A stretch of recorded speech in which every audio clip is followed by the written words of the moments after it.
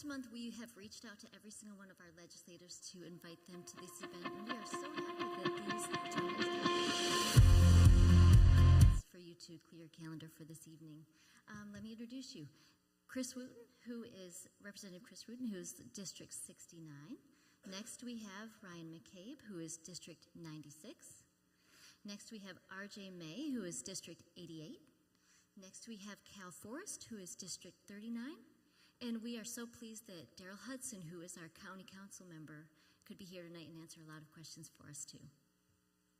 Okay, this first half of our town hall will be more like a speed round, I want to call it. I'm going to ask a question, and we would love to hear about a minute or two worth of an answer from each of our representatives. The second half of the evening will be what you can do. You can have the opportunity to ask a question at the microphone in the middle. So if there's something that we didn't cover, we would love to hear what you have to say and what you want to ask our representatives. Okay, the first thing we are going to start on is kind of like a legislative update. We would really love to know what are you doing to protect the medical freedom of every man, woman, and child in South Carolina? I know these are big questions, but if you can kind of narrow it down, what are you doing to push back against any mandates and protect all the medical freedom of everyone here? We'll just run down the line each time. You can go ahead, Chris. Fine. Well, thank you. When you talk about medical freedom, you know, I got a call this morning just to kind of to top this. I got a call this morning asking about, I'm a private citizen, I work for a private company. Is there a law going to pass anytime soon about mask mandates in South Carolina and not allowing private employers to mandate mask or not mask, mandate vaccines and boosters? Because now it's, I think we're in our 18th round of boosters or something. I'm not sure. So, but unfortunately, this is one of the problems you run into is that I'm not a fan of that, as many folks probably are here are not a fan of that. But I'm also not a fan of telling a private business owner what you can and cannot do as a private business owner. As a small business owner for 20 years, I don't want the government coming in and telling me what I have to do in my business, because if you don't want to do business with me because you don't like my practices, then don't do business with me. So there's a slippery slope there, because even though in South Carolina right now we're predominantly red, I mean, as you know, we're a very Republican-led state. We're very heavy in the Senate, the House, but it was not always that way. So when you start opening doors for saying we're going to be letting the federal government or the state government tell you exactly what you have to do as a private employer, then what happens when the shoe's on the other foot and somebody else can really do it? So that's when you end up in this I'm going to fight for as much freedom as we can have, but we don't want the federal government coming in and imposing their mandates. So, there's several bills filed. I think RJ's been a champion of this. I'm not putting you to, not slighting you, Ryan, but you sit right beside him. But RJ's been a very champion from mask mandates to vaccine mandates. We've got a really strong group. I don't know, there's probably 25, 30 in the State House that are fighting against mask mandates, vaccine mandates, boosters, all the things that we are continuing to hear that may happen, but hopefully we're out of that. So when you start talking about medical freedom, I'm sure my attorney friend can answer that a little better too. So I've talked long enough on this. Good evening. Ryan McCabe again. The question is, what have we done to support medical freedom? Personally, I've co-sponsored legislation that would support medical freedom. I personally believe that your decision to have a vaccine or not have a vaccine is a decision that you make, you and your family make, and I do disagree a little bit with this idea that an employer should be able to tell you to do that. I do think that employers should have some, obviously if you own a business or if you work for a company, they have to be able to make certain rules. But there has to be a balance, and there always has been a balance between when personal liberties end and where the employer's right to dictate end. And I think that when it comes to decisions about your health, that's your decision and it's none of your employer's business. And I'm somebody who has 20 employees. I don't ask that question. It's none of my business, in my opinion. They want to have whatever health procedures they want to have. That's between them and their family and their doctor. As far as I've supported, I think, just about every piece of legislation co-sponsored that I was aware of that supported medical freedom. As far as 3186 was a bill that was passed out of the House last year. It's over in the Senate languishing. It wasn't as much as we wanted, but it's as much as we thought we could get at the end of the year. I think everyone up here voted for 3186. Again, not really particularly happy with that, but it was a significant advancement over what we had. Last year we passed some budget provisos that would limited the ability of certain state agencies to enforce it. Unfortunately, they thumbed their nose at us, and they enforced it anyway, and the Supreme Court backed them up, and the federal courts backed them up despite the law that was passed. A little frustrating for me, and I think RJ in particular would say, listen, we've got almost 80 Republicans, we got 2/3 majority, and we can't pass the CRT bill. We can't do anything about mask mandates. So, but what I can tell you is my position is firmly that it's your decision, it's the decision of the citizen to make your health care decisions. That's my position. Thank you, Ryan. You stole my thunder there. I was looking through some of these bills that we've co-sponsored, that I've co-sponsored, and I'm counting 12, 15 medical freedom bills, and I'm not even through on the co-sponsored list. But here's the problem that is at the heart of it. What has the General Assembly done for medical freedom? Diddly squat. We have a near supermajority in both the House and the Senate, and we haven't been able to pass any meaningful legislation. We had to do it via budget proviso last time. One of the problems is that Democrats control the 3M committee, medical, municipal affairs, and military. And probably the most important committee that we had the last 3 years during COVID. And we let Democrats control it, so nothing comes out of it. And when it does, and when a bill from the Senate comes over to us, we decide we being leadership as a whole, the committee as a whole, the House as a whole, that no, the Senate bill is not good enough. We got to pass our own. So the Senate sent us a bill. Then we decided, no, we're going to send them a bill. And now the Senate has our bill. We have the Senate's bill. And now we're fighting about, well, we were fighting about which bill, are they going to take up ours or should we take up theirs? There's this pride almost between the two bodies that, well, our bill is better, so we should take up that. No, we sent you our bill first, so you guys need to take up it. When the whole time the people in this room and the people of South Carolina are suffering because the heavy hand of government is coming down on them, the federal heavy hand of government and the state telling them what they can and can't do and what vaccines they should and shouldn't have, and telling them that, if you remember, we started and we said essential employees only. Well, guess what? If your job puts food on your table and keeps a roof over your head, your job is essential too. Every job is essential. But 80 some odd members for the Republican Party in the House and a supermajority in the Senate, and we've got you pretty much nothing. And I know that's disappointing to hear. It's disappointing for us here sitting in front of you, and it stinks. So I hate to be the bearer of bad news, but really brought this room down. But yeah, the General Assembly as a whole has done diddly squat for medical freedom. Well, I'm getting to the end of the line, so I hope I have a material left in me. RJ is right. There's a lot of posturing over there between both chambers, between the Senate and the House a lot of times, and they want their bill passed. We want our bill passed, and at the end of the day, I'm a representative for the people of District 39, and I want the best thing for them passed and the best thing for South Carolinians passed. I really don't care if it's a Senate bill or a House bill. We just want to do the right thing at the end of the day and give all of us our freedoms that we so deserve. The medical freedom thing, if we think back to the beginning of 2020, back in 2020, I ended up kind of cutting off the mainstream media, the news, because it'll drive you crazy watching it. You don't know what to believe. You can't believe. You believe some things. You don't believe other things, and everybody's got a alternative reason for reporting what they're reporting. But in 2020, and some of y'all can probably correct me if I'm wrong, but I'm going to say they said this COVID-19, 20 or 30% of the American population will die because of COVID-19. That has not happened, folks.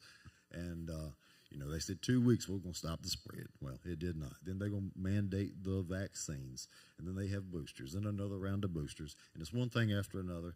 And they're just very controlling. If you want to call it the deep state or the federal government, is just out of control. And as far as the medical freedom, we need to leave that in our hands.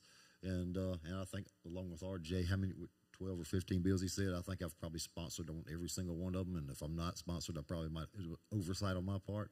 But what RJ touched on about how we have not done anything in the General Assembly, I'm going to say that I've been there. This is my 6th year there. And the numbers are slowly but surely growing. RJ May is a very conservative guy. Ryan McCabe is a very conservative guy. Chris Wooten is a very conservative guy. I saw a couple bills get defeated last year in the House of Representatives, and the vote was like, I was a vote no.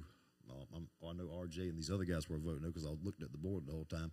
It was 35 or 36 of us, and we have an 83 majority out of 124, and you've only got 35 Republicans voting against a bill that is not that is a conservative bill, and it's a liberal bill. I'm voting no against a liberal bill, but when I said I've been here for 6 years, we'll back up 2 years ago or even 4 years ago. Instead of that vote being 35, it might have been 15 or 20. So we are inching our way, and I think after this next round of elections, everything happens slowly. It might be 2 more years after this, but I think we're going to not only have a majority of Republicans, but the majority of our chamber and the chamber across the way will be a majority of conservative Republicans. So I think we have great things to look for, as bad as it looks right now sometimes.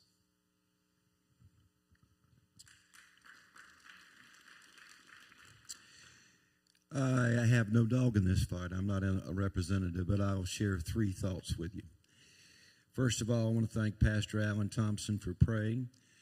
I pray before I walk in every night that I don't stick my foot in my mouth, because I'm pretty much off the cuff, as you know. Number 2, there's only 2 things I can say about that. I believe in freedom of choice and freedom of speech. Bottom line.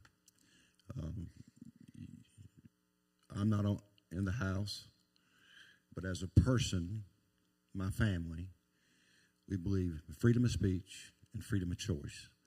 And that should tell you how I stand.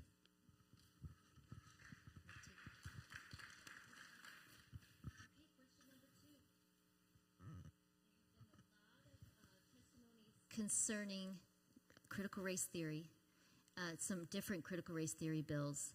Do you see any of these getting passed, or any parental bill of rights getting passed in the before April 8th or 9th, whichever the date is? The answer I have is I do not know. I have very high hopes that a bill gets passed, and just like I just spoke of, is if we have enough conservative people in the state house that have a common sense way of thinking, we can hopefully we can get something fruitful passed and something that means passed, and not just a piece of legislation that's watered down. It's just a hot button issue. The CRT, America is made of all people from all walks of life and all ancestry, and every single one of those people has a different point of view. They experience their way of life in America differently. The problem with CRT is the people that are pushing it push it for from one point of view. It's just not fair, folks. And all my life, when I grew up, we've been taught to treat everybody equally, treat everybody fairly. And all of a sudden, you're going to start CRT, or critical race theory, this type of curriculum, and you're going to tell a person because of their ancestry that they are subpar and they are not worthy. And we need to get over that. We don't need to be a victim, or we don't need the people to be victims. We need everybody to work together and come together as one. And it's just, everybody I think drove here tonight. I don't think anybody, I know gas is high, but nobody rode their horse over here tonight, don't right? But when we're riding down the road, we always have a rear view mirror in our windshield, right? And we can see where we've been. It's important to learn where we've been. but we have a windshield in our cars and our trucks for a reason, and it's bigger for a real big reason, because we need to see where we're going and not dwell in the past, and we just need to get a brighter and a better America. So the question is a anti-CRT or parental bill of rights going to pass before crossover? No. If something does pass, it will not be in the form that you know of it now. It will be stripped and gutted and be a show and go vote.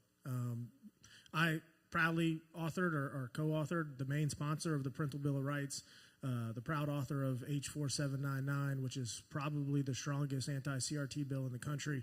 Not only would it ban critical race theory in the classrooms, but also prevent any of these woke corporations from receiving government funding or incentives. Folks like the Panthers or Boeing or Volvo, if they wanted to have CRT HR practices, they would no longer be eligible for state funding. It would also prevent things like the Charleston Aquarium, who we gave $2 million to last year. If they want that government money, first off, I don't think they should give it because it's not get it because it's not a core function of government.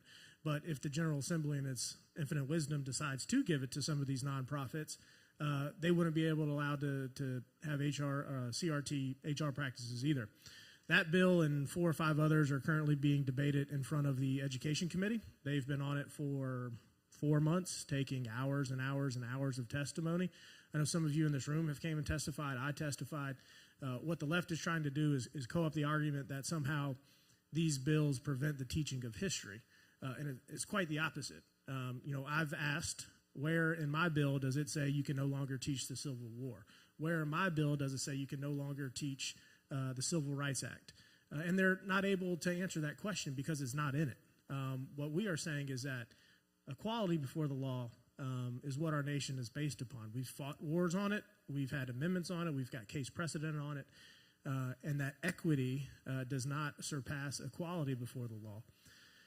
But to the main question, are one of these bills in its current form going to pass? A strong one? No, not at all. If you see anything, it'll be a show and go vote, which I'm sure all of us up here will vote for because at least it's something. But it won't be what y'all want. It won't be what I want. Thank you. The question is it likely that a CRT bill will pass? And the answer is no, it will not. The question you ought to be asking is, how come we have 80-something Republicans in the House and we can't pass a bill like that? That's the question you need to be asking. The question you need to be asking is, if you had 80-something Republicans in the House, they'd all sit up here and tell you they're conservative. They'd all sit up here and tell you that they believe we're all equal in the image of God, but they won't vote for a CRT bill. Better yet, they won't let it come to the floor. The real crime in the House and in the Senate is not the bills that come to the floor, it's that they keep stuff from ever coming to the floor. I don't get to vote on bills because people decide what votes. So the answer is no. Ask why. When you're up for voting for people in the primary, there's going to be a lot of challenges this year. Here's what you need to do. Don't listen to somebody that tells you they're conservative. Go pull their voting record. Look how often they vote no. Look how often they vote no. That's what you need to ask. Well, that escalated quickly. I'll tell you, and RJ hit the nail on the head. We've all, his bill, I've co-sponsored that bill. I'm right there with you on this. I'm just going to tell you from my standings, from the question, no, I don't feel that something's going to pass either, because I sat with RJ in a meeting just the other day. I sat and watched 4 hours of testimony for folks that are for and not for it. So the testimonies continue. So I don't feel something's going to pass this year, if that answers the question. But what I will tell you is the way I feel about CRT is I'm an old white dude. I know that's obvious, right? I'm an old white dude that's raised by an old white grandma that worked till she was 83 years old full time. The only woke we knew was when she woke me up at 5 a.m. because she went to work, and I had to get up at that time because that's when she was cooking breakfast. And then the only thing I can tell you from my standpoint is I don't owe anybody anything, but you don't owe me anything, and you ain't getting mine when you don't work for it. So that's when I come down to CRT, it's the way I feel about it, and that's the stance I'll take on it. But I don't feel anything's going to pass. So.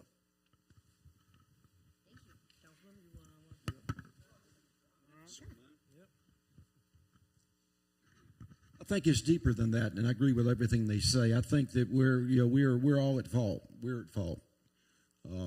I'm at fault. I've raised 4 kids, and they all somehow turned out okay. But we lost something when we stopped saying the Pledge of Allegiance and a prayer every morning at school. Every morning. I grew up like my friend at the end of the road down here. We were given nothing. Everybody thinks my last name's Hudson. I'm rich. Well, guess what? That's a different branch of the tree. But I am rich with family and rich with God and rich with the pride to be an American. And we're not teaching that anymore. And that's where we need to start.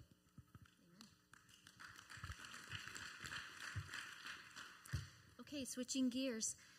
We are guessing you've received a lot of calls about medical marijuana. When will the House be taking it up, and what is your personal view on it?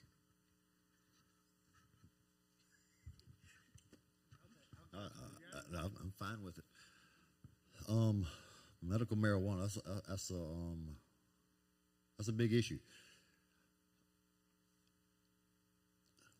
Appropriately, we're sitting in a church right now, and I'm a compassionate human being. I don't want to see anybody suffer. I mean, late stages of cancer and many ailments that ail people. In my mind, I probably firmly believe there are some great benefits to medical marijuana in a certain form. That being said, this bill did pass the Senate, and as one of my colleagues made a reference to, 3M committee. It's not the greatest committee in the world, but it's coming to I don't know, where did it come to? Judiciary? 3M. All right, so it's coming to committee this week, he says. That bill has a lot of misgivings to me. I think, and they do a lot of play on words. They don't call them dispensaries anymore. They changed the word into therapeutic pharmacies. Well, my sister's a pharmacist. Do you think she's going to be dispensing marijuana? No, because it's not regulated by the FDA. They call them in that bill for 15 grow sites across South Carolina, I believe it is. You know what? I'm really not sure that we need 15 grow sites in South Carolina, but we have to grow it in South Carolina because it's not federally regulated, and we cannot import it from another state to South Carolina. It's against the law.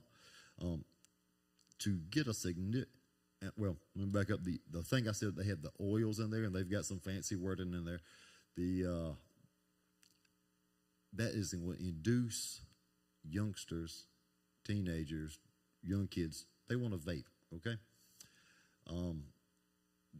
that's not okay with me. What really needs to happen if we want to make some meaningful legislation about medical marijuana, Washington, D.C., they need to regulate marijuana. And once they regulate it, well, that would be very easy for us, and they have guidelines. We could dispense it here in South Carolina. So, long story short, in the bill in its current form, Cal Forest will not vote for it. I'll pass it back that way. Can I tell a quick story? I think it needs to be federally regulated and taxed, first of all. And let me tell you why. I had the fortunate opportunity to have my best friend. His name is Ed Sansbury. And Ed, if you're up there with my brother Robin, I say hello to you.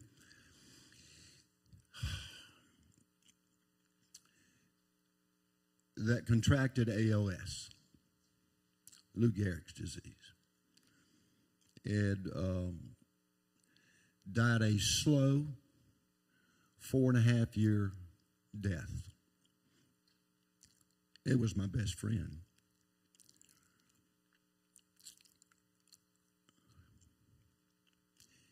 And the only thing that would give Ed relief was medical marijuana. I do not smoke pot.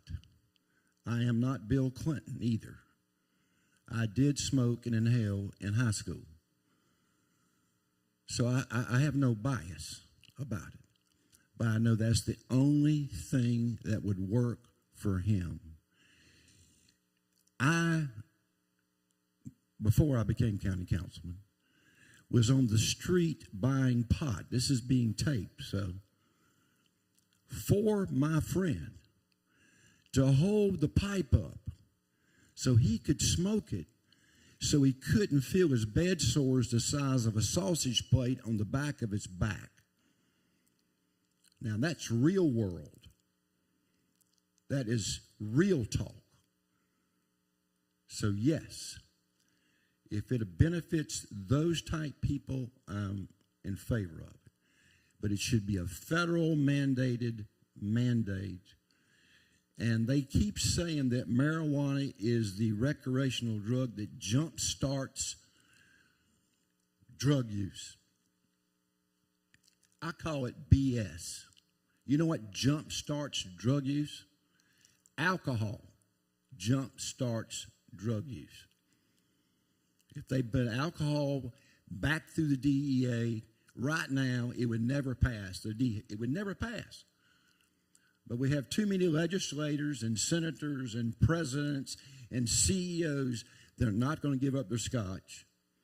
But they look down at those who need something to take away the pain. That's my take.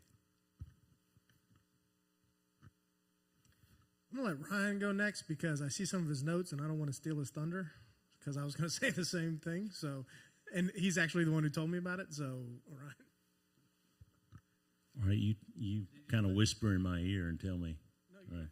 Yeah. Well, here's here's the one thing I've learned in my first year at the legislature, and that is I never get a bill that's a yes or no that I want to vote for.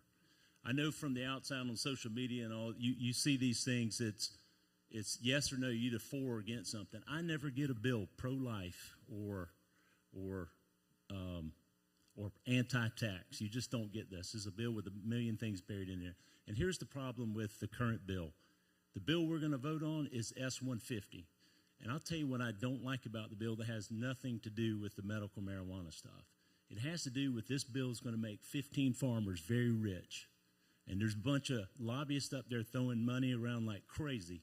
15 farmers are going to get rich off this. 30 processors are going to get rich. So whether you think medical marijuana ought to be the deal or not, whether it should be legal, whether it should be used for medicinal purposes, bottom line is the 15 people that are going to grow it, people already know who they are, okay? And so this is a bad bill. If you're going to legalize it, then legalize it. If you're not, then let's don't. But let's don't make this a bill that protects people who are already in the industry. What we're going to do with this bill, read it yourself. We're going to create marijuana oligarchs. That's what we're going to do. We're going to have our own oligarchs in this state in the marijuana business. Now, so let me be straight with you. What do I think about the medical marijuana? You know, I don't know. I will say that I'm very skeptical about it. When I ran, I said if a doctor writes the prescription, then, you know, who am I to get in the middle of that? When you talk to the doctors, I have yet to talk to a doctor that says they think this is a good idea. Now, I know that people can say, well, if the doctors have an incentive, maybe they're against it. But I don't think that this is a panacea, and I certainly think that we run through these periods of time where people think something is the latest and greatest drug. It will cure everything. And certainly that's the way a lot of people are looking at medical marijuana. So I don't know what the answer is. I'll say I'm skeptical. But I will say the S-150, I think, is a bad bill. And it's a bad bill because the people who really want it, people who really put money in it, are going to get rich off this bill. That's the backstory. So S-150 is a bad bill. Ditto, right? So S-150 creates a government-protected pot class. It is against all free market principles that I hold, all laissez-faire, invisible hand. It, as Ryan alluded to, 15 people, 30, 35 processors, that's it. You're not going to go get rich off the pot industry. The people who are going to do it are already there. Now, there's a couple reasons I'm against this. One is because it does have vaping in it. The other is personal. That is, my mom was an alcoholic and severe drug user, particularly marijuana growing up. My parents ended up divorcing. I went and lived with my father to get out of that environment. But she abused the drug quite regularly.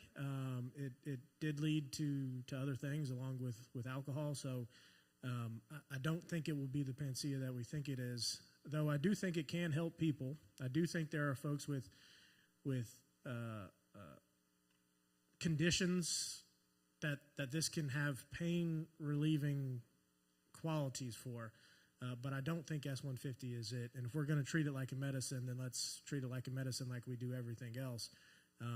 If this is somewhere that the United States wants to go as a whole, then the feds need to get off their butt. The FDA needs to approve it, needs to be regulated, just like opioids.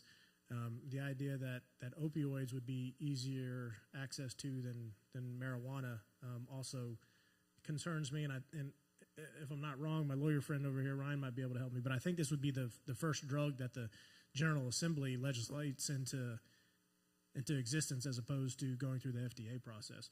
So there's a lot of things that would be wrong with this drug or this bill. I'm voting no on this bill as it stands now, but Mr. McCravey from the upstate has, last count, 500 amendments on it, which is going to take a very, very long time to get through. I don't know if we even, y'all got a hearing on it soon, but I think it's going to be a battle. I don't know if it passes or fails, but I do think there's something else here at play, is that if Mr. McCravey has 500 amendments on it, and this gets to the floor before CRT, Save Women's Sports, any of those other bills that you guys want, it means that all those bills get pushed past crossover deadline, and we don't get to them. So call me a conspiracy theorist, but if medical marijuana gets to the floor before any of those, we're not getting to any of the stuff that actually matters, because it's going to take forever. But I'm a no. And RJ was right, but I'm on a little task force.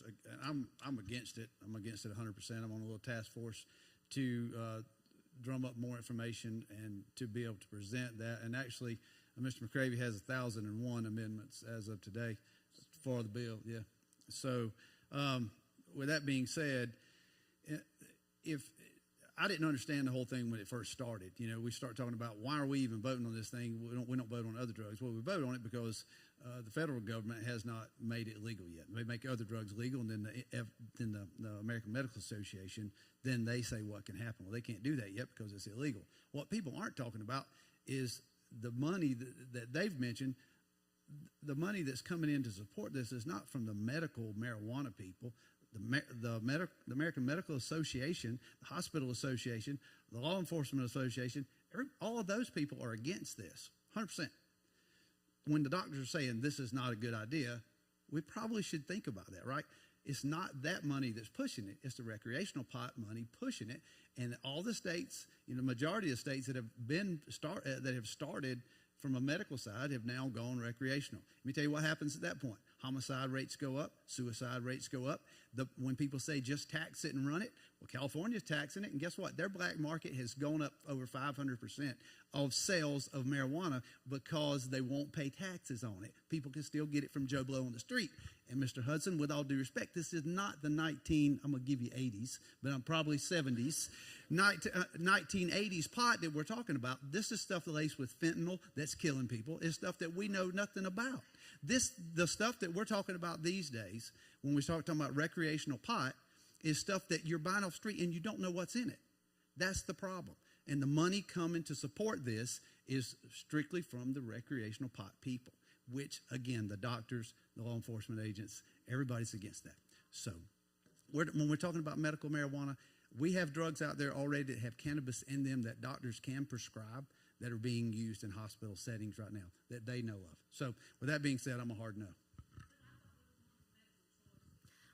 You can ask a question in a minute. You recently passed a bill approving funding for infrastructure. Can you tell us how that will impact our communities?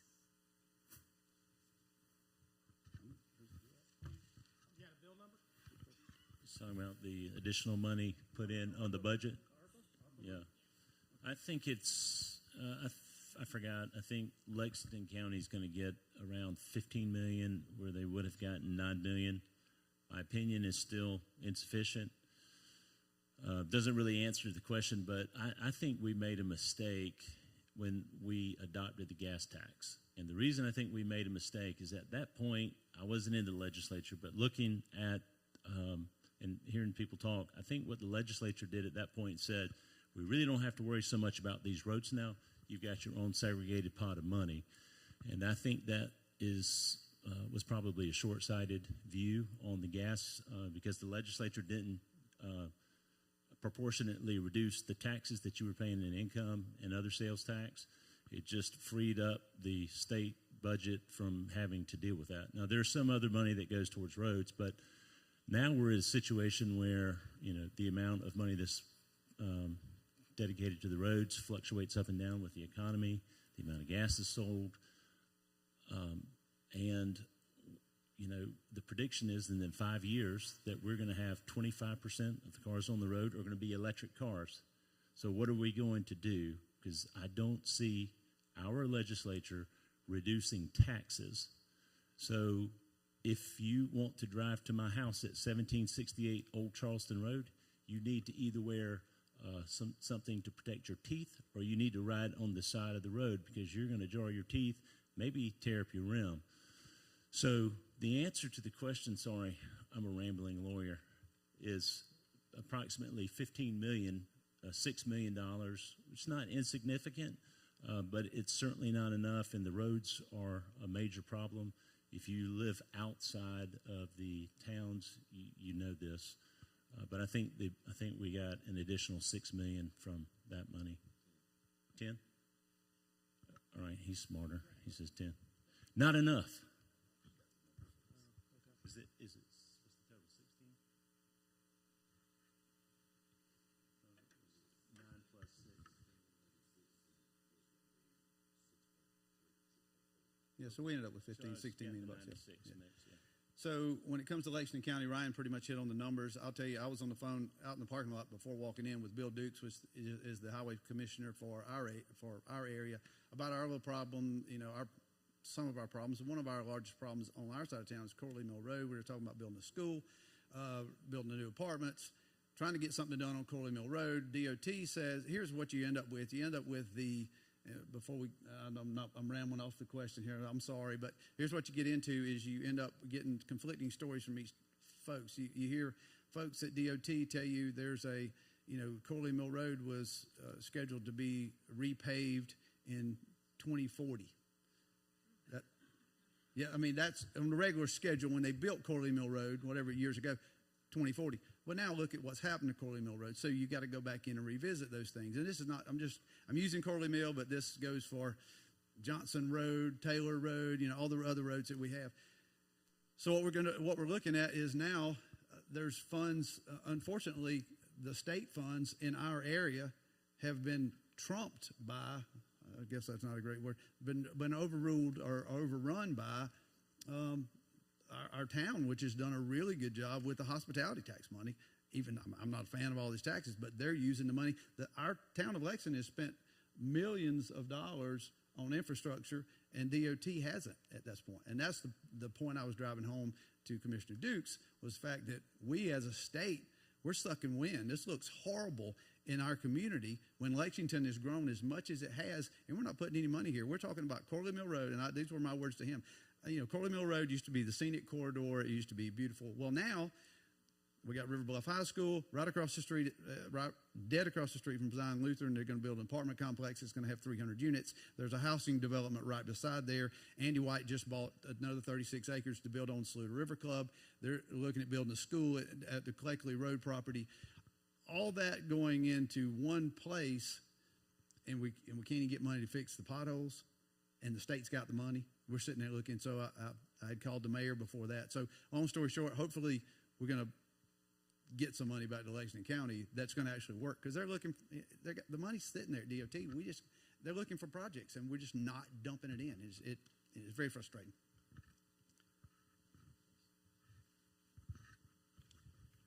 There's one of these ARPA bills that, and I don't know what specific bill number you're referencing, but I voted against one of them because we're printing ourselves into oblivion. Under the guise of COVID, we've decided to throw money at anything and everything. Our dollar is devaluating. The money that you make now isn't the same that you made 3 years ago. Everybody likes free money, but the problem is that we are thinking now and not how the billions and trillions of dollars are going to affect our kids and our grandkids. So one of these bills I voted no on, and every Republican member of Congress and every Republican member of the Senate in Washington voted on these funds that trickled down to South Carolina too. I think most of the gentlemen on this stage voted against that particular bill, but we're just printing ourselves into oblivion, and we've got to get our fiscal house in order. And then for you to look away from it, they send you, a couple $100 check for COVID, and we're supposed to think that's all right. It's not. We're in a mess. So, but on the road side, so I've went out and worked with DOT a few times, went out on the road and patched potholes with them and stuff. There's a few things that I think we can do better. One of them is that the guys I were talking to said when a person comes in and applies for a maintenance job at DOT, they're also applying to other places in the private sector. And by the time they call them back, the applicant has already taken a job at the private sector. So the two crews that they're supposed to have in Lexington is now combined into one just because they can't hire anybody.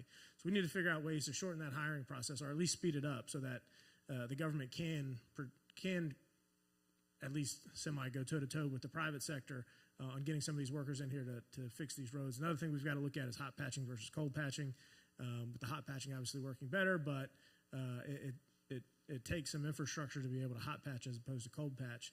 But yeah, I get you. Roads are a mess. I take my son down Kitty Wake every day, and it's no fun. But I do think we have the money there. The problem is that we'd have to address spending. We'd have to stop spending $19 million to the Greenville Convention Center, $2 million to the Carolina Aquarium, giving away the farm. And thank you, Ryan. But the General Assembly just doesn't want to address spending. And that's the main issue. That's the main problem.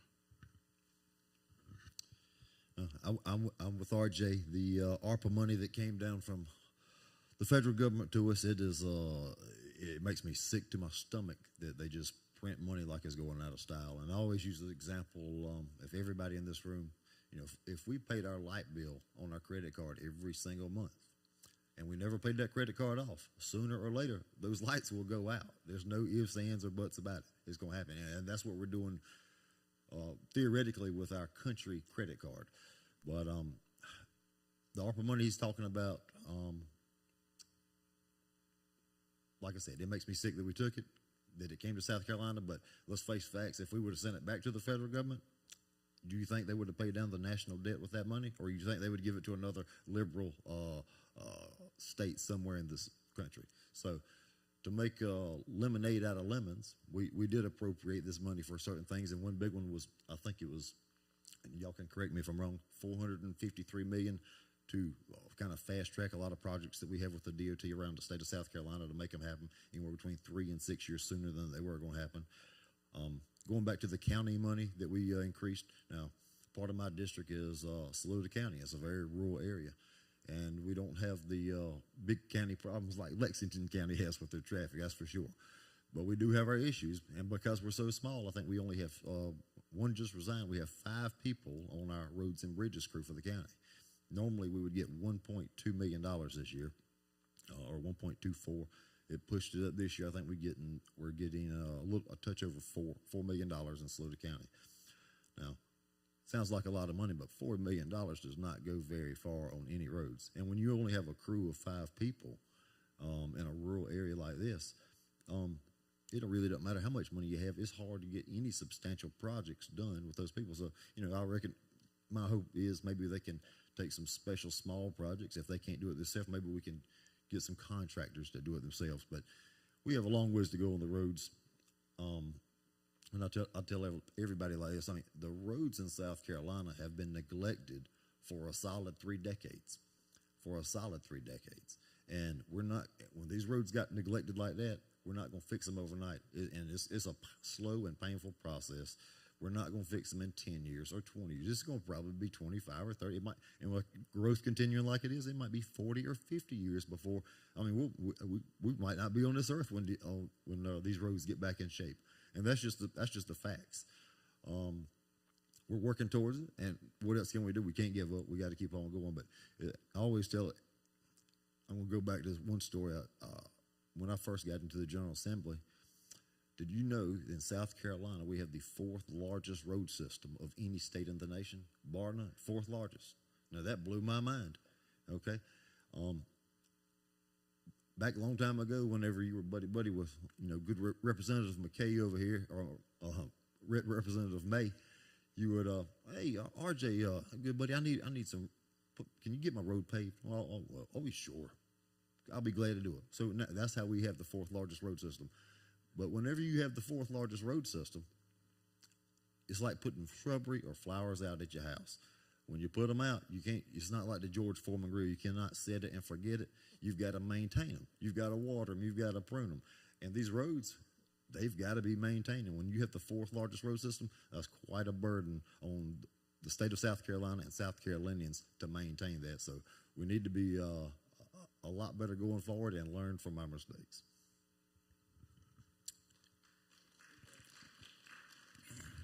I know a lot about this subject. I eat, sleep, drink this subject. I'm the Public Works Chairman for Lexington County the last 2 years. I don't know if they gave me that job because I did a good job or nobody else would take it. So let me share some real facts with you and I want to go back and make a comment on the opiate just after this. But first of all, we were sold a bill of goods with the gas tax. Everybody thought the roads were going to get paved, and nobody ever explained to any of us, educated people, that it would be for interstates and bridges only. That is the priority of the state highway department. That is what they're doing, and they will tell you that point blank. I'm also a member of the COG. The COG is involved in all the most of the road planning. And in their 10-year projection, the last projection we've got that we received, yes, Chris is right. The very, very roads that you think should be paved is not even on the priority list.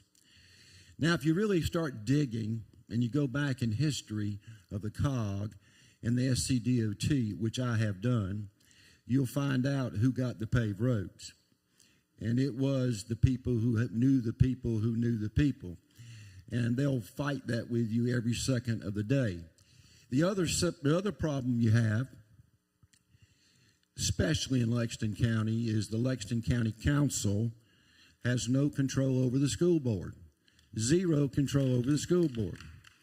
Matter of fact, Cal Forrest and I wrote a letter on his letterhead to get an opinion from the Attorney General's office, should we be able to find out how much money they have. And he said, yeah. And the school board said, go fly a kite. Is that correct? They didn't like us very much. Okay. So how many people know what you got in your savings account?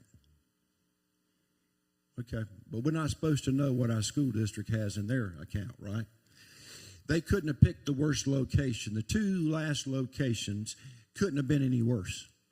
Old Cherokee Road, if you said, I want to screw up an area, where do I put a school? That's where you put it. Corley Mill Road, I know a lot about Corley Mill Road. You know why I know a lot about Corley Mill Road? My dad's lived on Corley Mill Road since 1972. That used to be the road you took your friends when they came to town, and you proudly put the convertible top down, and you went down Corley Mill Road, and the temperature would drop 4 or 5 degrees. It was gorgeous. They have totally screwed it up. It is dangerous. And I appreciate Chris reaching out to the commissioner. I've been banging this drum for 5 years.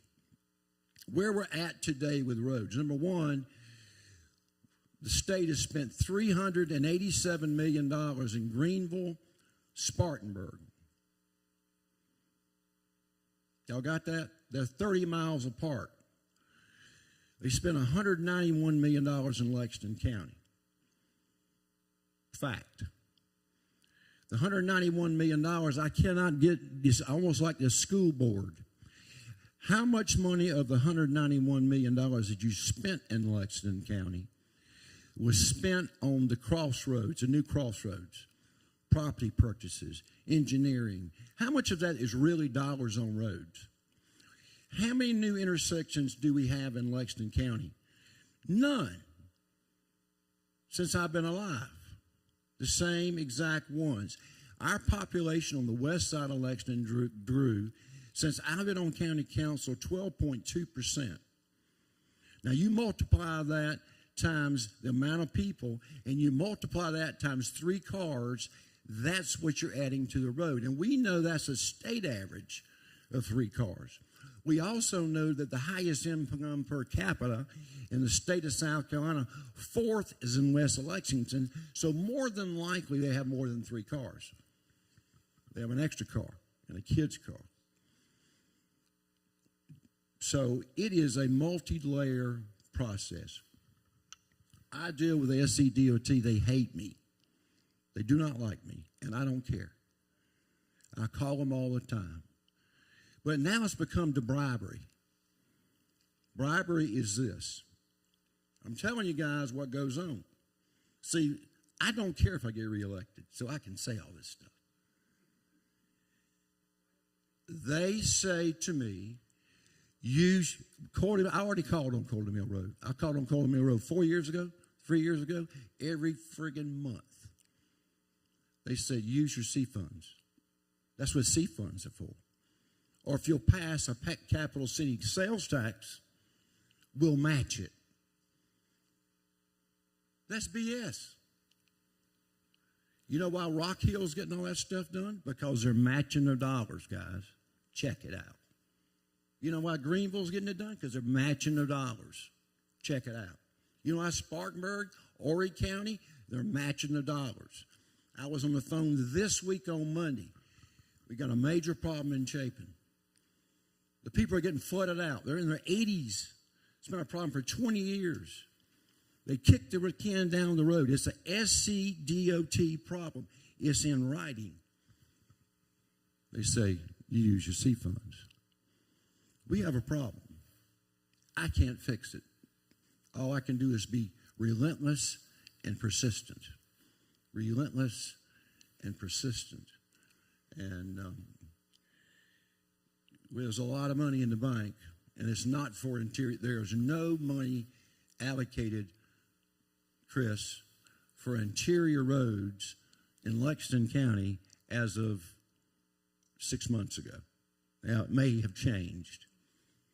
So, lastly, I want to go back to the last thing real quick. And I don't have a problem disagreeing with anybody here, is that I do think that medical marijuana should be passed for those patients that are terminal, like my friend, and mandated. On the flip side, they're talking about the House and the Senate have all these strong Republicans. They're supposed to be conservative. They're not voting what you think they should vote. I'm going to tell you how to find out why they're not voting that way. Go to the Ethics Commission, find that candidate, and go to his donation page. Follow the money.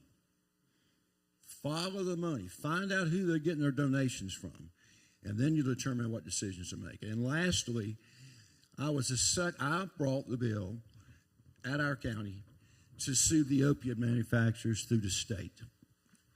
These guys are aware of that. They got the resolution. We won the first lawsuit Alan did. We got it, 2 weeks ago, guys? 3 weeks ago? Through McKissick, we got $23 million on the opiate lawsuit. So I'm very well aware there is a drug problem, and I'm very well aware there's a fentanyl problem. That's why I'm very well aware it needs to be mandated and regulated so they're not buying it off the street. So, Thank you all. Okay, now we're going to go to our second part, and if anybody has a question, please come. I'm going to put the microphone up here, and then please direct it to one individual. If you have more of a single question for one person, maybe your representative. So anybody have a question, come on up. We'll get through as many as we can.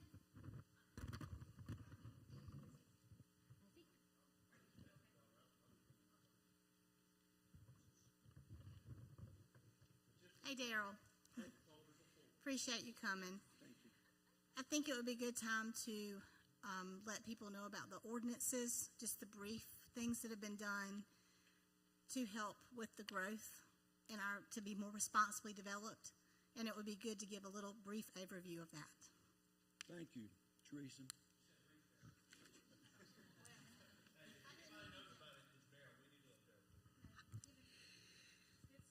One of the very reasons that I ran for office, quite frankly, was a mistake. It was somebody building a house on my property line that I've been at for many, many years. And I started doing the digging and found out that the zoning ordinances in Lexington County has not been completely rewritten since 1987. So what's changed since 1987? I had hair, everything. So I ran for county council specifically for that purpose. It was a slow go. Started digging and found out, I'll make it as fast as I can, Chris, but found out it was 12 houses per acre. You could build 12 houses per acre in Lexington County. And the builders just realized this recently, and all of a sudden, with these row homes you see started going up, and they were going up like crazy, national builders.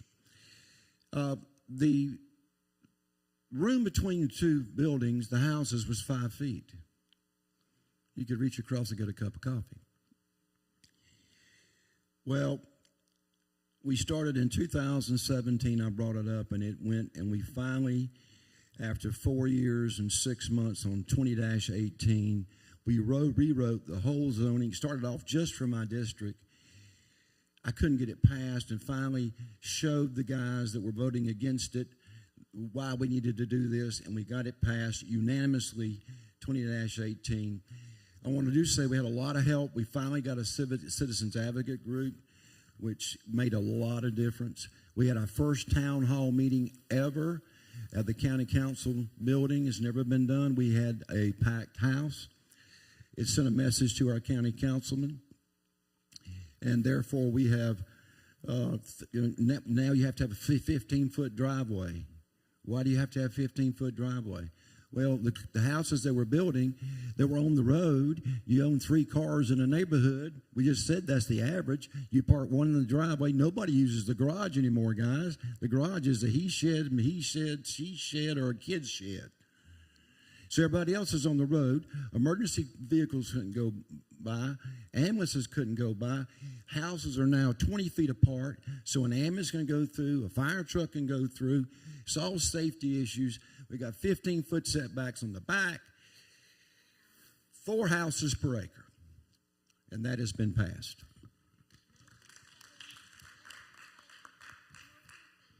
Oh yeah, I forgot about that. That's one of the big. No more clear cutting. We stopped that.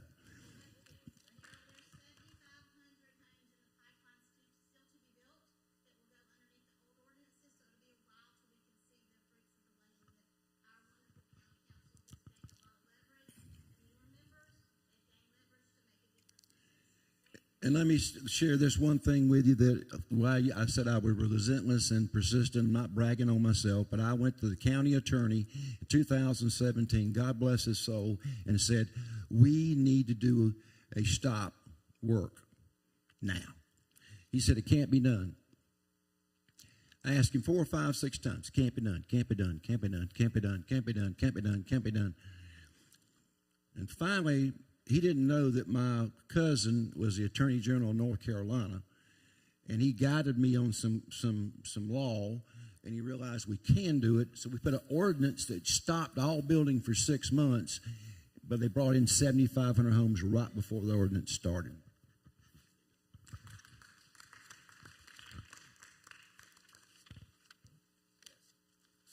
My name is Mike Kelly. I just moved in here recently, about 4 months ago, from Huntsville, Alabama, and it's interesting to see that South Carolina is battling a lot of the same, issues and fights that we've had in Alabama. We've had in Alabama for a long time.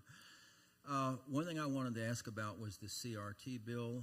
It's disappointing that we can't seem to get that passed, but we can just set that aside for a moment. I think Mr. Hudson mentioned the opaqueness of the Lexington County School Board. And my question is, do we know what the South Carolina Department of Education, Board of Education, whatever you all call it here, what their views are on CRT? do we think that there possibly is a movement to, get around the intent of any law to teach CRT in an underhanded way? Welcome, Mr. Kelly, and thank you for the question. So our state superintendent of education came and testified against the anti-CRT bills that we were trying to pass. So I think that tells you where the department is.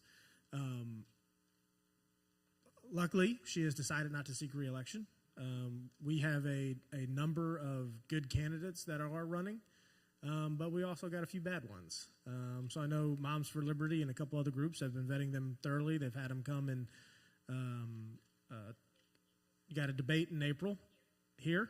I'm sure they'll send that information out, so make sure you get Courtney your contact info. But government bureaucrats against CRT, who would imagine, right? Our current state superintendent of education, like I said, came out and testified against the bill. I don't know if she actually read the bill. She also touched on somehow this would prevent the teaching of history. I still have yet to meet one person that can point out in my bill where it says you can't teach about the Civil War. But there's a reason the American Conservative Union ranks the South Carolina legislature the most liberal, Republican-controlled General Assembly in the entire nation, right? And there are actually some Democrat-controlled legislatures that rank higher than we do. So that's where we are. But we've got beautiful people in great places. So welcome to the neighborhood.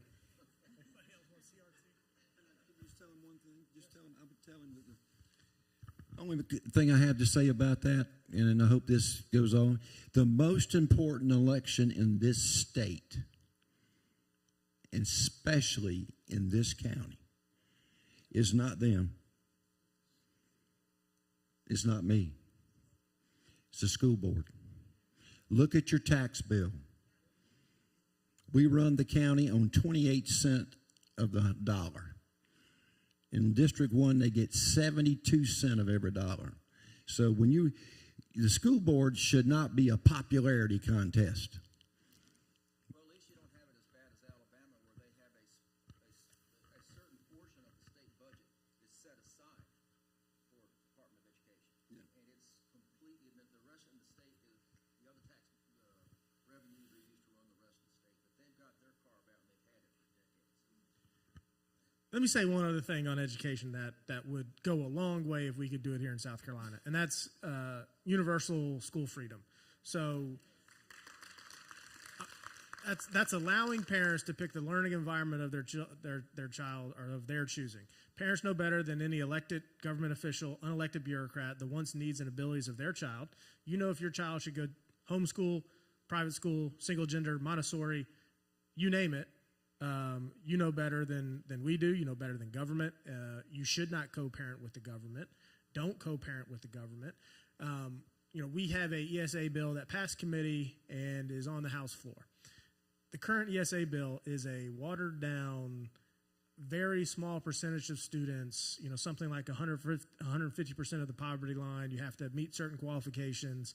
And if we pass this bill, what we essentially say is, if you don't have much means, we're going to give you the opportunity, not even everybody, but just a small percentage of y'all, you can go take your education dollar somewhere. Rich people, you already do it. All of us who are in the middle class America, forget y'all. We're not giving you nothing. We put the PACE amendment on that bill, the hopes to strike and insert the PACE amendment, which everybody would take their education dollars wherever they want to go. I believe in putting free market principles into the education sector, and the private schools produce a better product with less money. Public schools would be forced to compete. If we look at the private sector in almost anything, free market economics breed innovation, they breed success, they breed a lower cost. We need to infuse that into the education sector. But now, because we put the PACE amendment on, they're saying, hey, that bill's not going to get heard now, because that goes too far, right? Giving you the ability to dictate your child's education goes too far. But we're going to hold the line on it, because if we pass what we got now, it just a show and go vote again. So I'm sorry to make you stand there. It's all right. Good evening. First of all, I want to thank you all for meeting with us. My name is Oksana Kuzmina. We moved here from San Francisco, California. You can probably guess why. But I grew up in Soviet Union, and I immigrated to the United States to be able to have freedom of religion, freedom of raising my family in the way we think is right. And it breaks my heart to say that looking back, I never thought that United States would become more morally bankrupt than Soviet Union, considering there are churches on every block. Today I stand here representing a group of local moms, and I'm sure it's not a surprise that there has been a significant push by local libraries, schools, educational organizations to sexualize our children.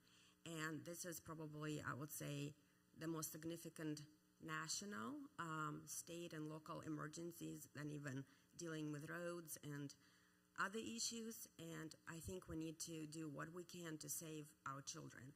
I want to mention two examples that we ran into dealing with these kind of issues.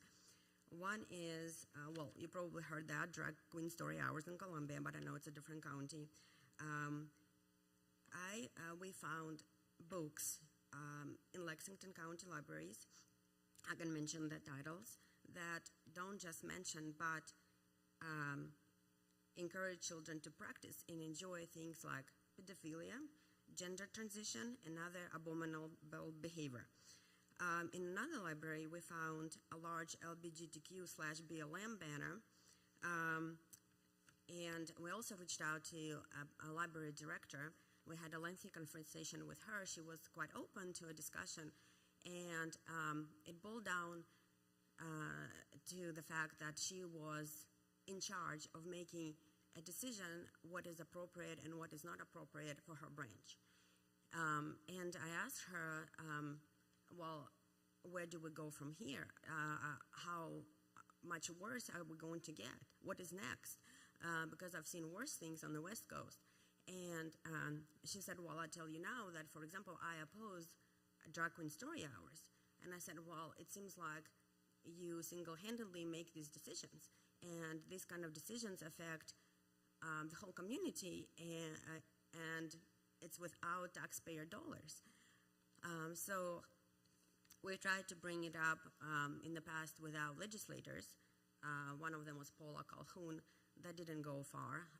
She suggested some things which we followed through with, and actually that whole thing just died down.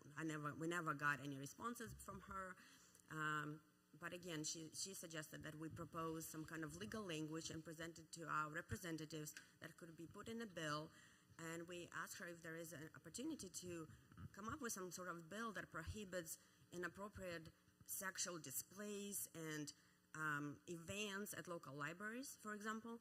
And she said, sure, well, you have to propose a language. And we sent her some language, and it just died there. Nothing ever happened. So I came here tonight to just to express my position and hear from you on what can be done about this. Well, thank you, first of all, for coming. I'll just jump in real quick. I just got to be short because I was born that way. I'm going to be short with this. When we start talking about most of these issues that we're talking about, especially when we start talking about CRT, books in schools, number one, with all due respect to Paula, I don't know what the situation, or Ms. Calhoun, I don't know what the situation was. I don't know whether she didn't get it. I don't care, whatever it might be. I'm going to give you my card on the way out, and you send me that information. I will get on it firsthand. I'll give you my word, and then next time we have this meeting, we'll see what the update is. Hold me to that. Second thing that I really want to address is that the problems that we're talking about, it starts at home. School starts at home. The drug problem starts at home. First of all, I'm Chris Wooten. I identify as Chris Wooten. I identify as what God made me. And that's the reason I'm here today. It's because God directed the path to put me here today to be able to stand up and say, let me look into that for you. When I go back to the home thing, I grew up, like I said, with my grandmother, which was home with me every night. Woke up every morning. I went to church with her. I had a drug problem when I was little. She drugged me to church all the time. I understand that that's where most of these issues are, and that's the real complex part of this is how do we get into the homes of people and get those morals back. I'm going to leave on this. This is a good segue for me to say, I'll let you know that I needed to leave about 7:30 earlier, but this is a good segue for me. I have 2 teenage daughters at home tonight that need daddy, and daddy's supposed to be at home. So I'm going to have to leave you guys. I appreciate y'all letting me be part of this, letting me serve. Hopefully, this is an election year. Hopefully I get to continue to do that. If I don't, I'm still always here. I'm in Lexington. I'm not going anywhere. I'll help you any way I can. Just thanks for letting me be part of it. But if anybody else has something.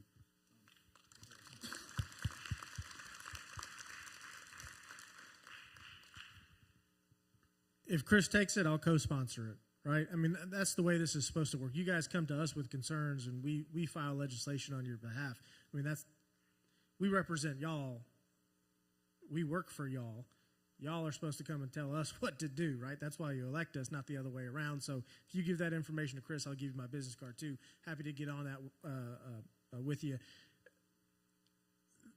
I mean, we have a bill right now that would ban sex reassignment surgery for anyone under the age of 18. It is bipartisan, a no-brainer. Goes to 3M, doesn't get heard, controlled by Democrats. We've got a systematic problem in the legislature that many people want to fix, but the powers that be in the system do not allow us to operate. I mean, we have a terrible rules package in the House. We can't bring something to the floor, even if every member in the entire body wanted to bring something to the floor. We can't if it's stuck in committee. One of my bills would prevent sort of those banners and flags flying in taxpayer-funded locations sitting in committee. So that there are people that are standing with you. It's not moving. And that's not going to change until we change the people who go up there. Don't get me wrong. There's a number of very good representatives, very good county councilmen, town councilmen, et cetera, that are fighting the good fight. But as a couple of my colleagues alluded to, if you go and look at who gives them money or the small votes that matter, those are the things where the wheat's separated from the chaff. And there's only, 20 conservatives in the House probably on a good day. So 30?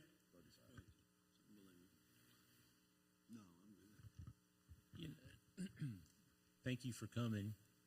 Thank you for leaving California. Interesting.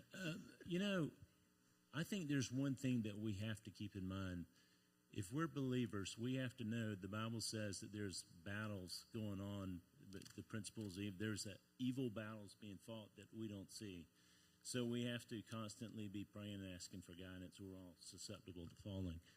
One of the problems, so we need to be mindful that legislation won't solve everything. It won't change people's hearts. And a lot of this issue has to do is one of people's hearts.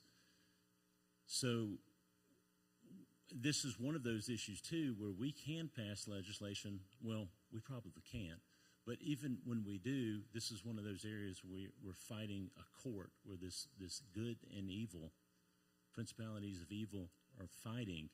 And it does feel, it's demoralizing some days, I know, and it must be particularly for you who you've escaped twice, looking for freedom and to avoid some of the very dark things of this world, to trust your children into a public school system where someone is more interested in indoctrinating them and pressing evil things on them. It's just bizarre to me, because 20 years ago, or I guess 30 years ago when I was young, it would have never occurred to us that someone would put pornography into a school library. So you really have to check the hearts of the people who think that that's okay. But, so there's two battles going on. One, we try to fight the fight on legislation, but you have to be mindfully at prayer on these things every day, praying that people's hearts will change, because there's a legislation issue, there's a court issue, and, of course, across it all, there's a heart issue. Well, thank you. I just want to thank you for the responses, and I realize that we actually need to pray for all of you, because you're fighting the battle for us, but with Christ, all things are possible. So thank you so much.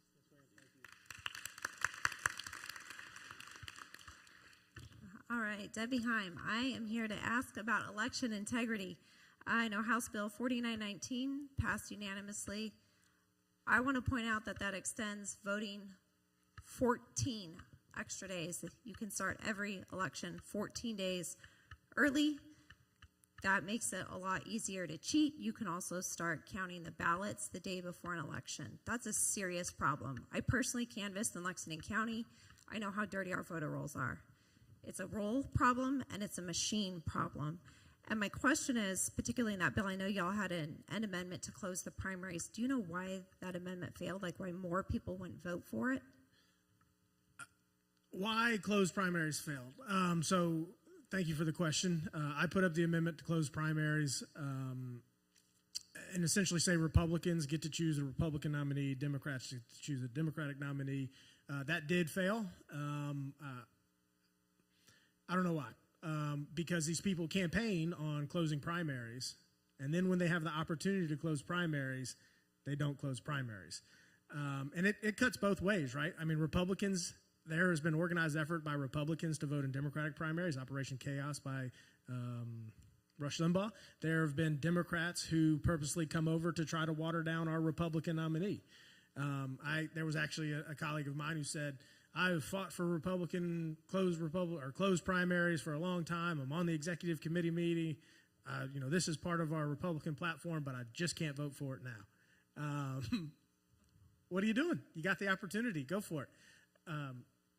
Ryan's going to give you some wisdom, but I think that would have improved a lot of things. I think it would have gone to the systematic problem here in the legislature when we have Republicans who are elected by Republicans, they start voting like Republicans. But when you have Republicans who are elected or have been in office because of Democratic support or vice versa, they don't hold true to their values because the next thing they care about is getting reelected. I mean, Janice Joplin, Councilman, freedom's just another word for nothing left to lose, right? So do I want to be reelected? Yes. But do I need to be reelected? No. So I can go up there and vote how I want to, how the people want me to vote. How I think District 88 wants me to vote, and I could care less what some of these special interest thinks or anybody else. So I was very disappointed that closed primaries fail. It's part of our party platform. I don't know. No, thanks, RJ. I appreciate that. To answer your question, one, I voted for RJ's amendment, support it. I do think there's an issue that if you grew up in somewhere like Lexington County, you may not appreciate. And I think this is part of, in South Carolina, you have a history in certain areas like Clarendon County, Williamsburg County, Sumter County. There are a lot of people who vote in the Democrat primary in local elections because all of the local candidates are elected in the Democrat primary. So there are Republicans who are involved as Democrats in those counties. They're conservative. They vote for Republicans on the state level. They vote for Republicans on the national level. But if you want to vote for the sheriff or your friend who's running for clerk of court or your friend who's running for town council, a lot of those people do vote in the Democrat primary. So while I support this, I did want to clarify that when you're looking across the entire state, that issue does exist still in certain parts of the state. Yeah. Thank you. I appreciate your answer to that. I really wish Chris Wooten were here because he's told me this is a private part of this topic, and I wish my own rep was here, Paula Calhoun, because she has laughed in my face at a meeting and ignored my emails on this topic. But last fall, the Lexington County Republican Party unanimously passed a resolution calling on our legislators to forensically audit, including looking at machines and software, the 2020 general election to ensure our election is free and open, as our state constitution says it must be. We cast our ballots in secret, but they are not counted in secret. And my question to you is, what's the plan to uphold this resolution? I'm trying to find you a bill number right now. Because I have, I'm on your page, Ryan, sorry. Well, while you're looking, RJ, I do appreciate it because you have specifically put a bill in for me to get my hands on curriculum at the high school that I still don't have my hands on this curriculum a year later. So I do appreciate your help, RJ, and I want to recognize that you listen to constituents, and you're not even my rep, so thank you. Yes, ma'am, you're welcome. So, there is a bill that addresses those exact concerns that the Lexington County delegation, or that the Lexington County Republican Party passed a resolution on. The bill has not received a hearing. No hearing. What committee is it? Judiciary, Okay. which none of us sit on. Ryan's stuck on 3M with the Democrats. Cal's on ag. Can you send? This has been a strange year. Okay. Our judiciary chairman, and RJ and Ryan can probably help me. How many days has he been there this year? 3, 4, 5. There's a lot of bills sitting in judiciary. And hopefully he's on the mend, and we're going to have a lot of hearings in the upcoming near future and get some meaningful legislation out, but I don't have my fingers crossed. This goes back to the systematic problem with our government. The person who is to chair meetings when our chairman's not there is a Democrat. So judiciary's not been meeting because if they do, a very radical far-left Democrat will be chairing the meetings. So 60% of our legislation goes through judiciary, but because we want to play footsie with the Democrats, we allow them to be the first vice chair, who is then going to proceed or preside over the meetings. If the chairman's not there, chairman's out for illness for 3 months, nothing goes through judiciary. If you think it was the other way around, if you think Democrats are going to have a supermajority and they're going to say, we'll give you a committee, you can be our first vice chair. No, they would shove it down our throats. And we should be shoving our stuff down our throats because this is a once-in-a-lifetime supermajority that we're going to have. I hope not, but stuff's cyclical, and I guarantee if they ever come back in power, they are not giving us any of this stuff. It's a systematic problem. True. So I just want to say as the last thing, it's not a question, but we need paper ballots. We need paper poll books. Everybody will admit that our poll books are hooked up and they're watching online to see who comes in and votes real time. We need paper poll books with ID. Then we need secure, watermarked, numerical ballots that are hand counted at the precinct level that day with very limited absentee voting. Thank you.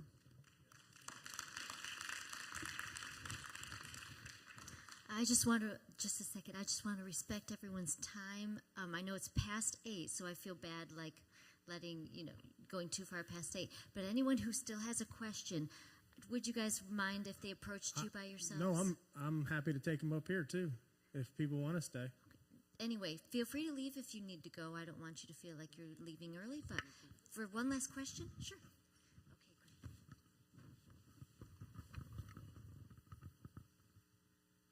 My name is Katie Hall.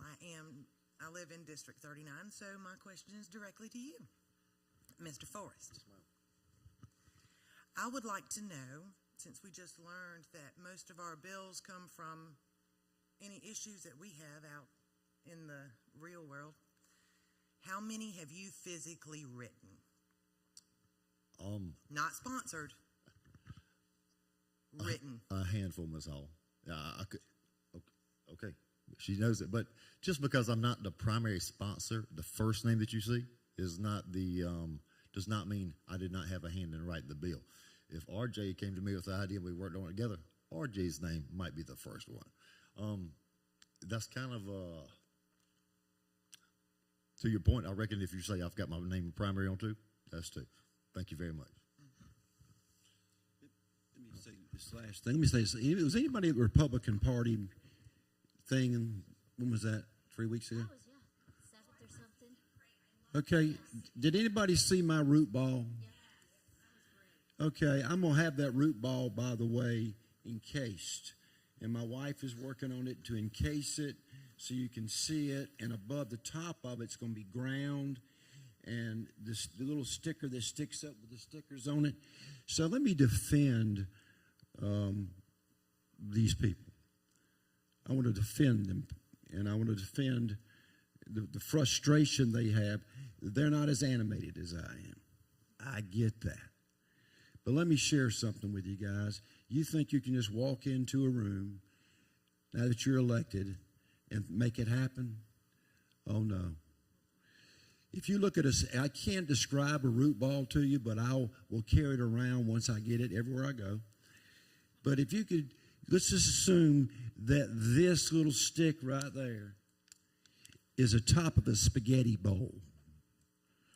And you recognize that little top as the problem.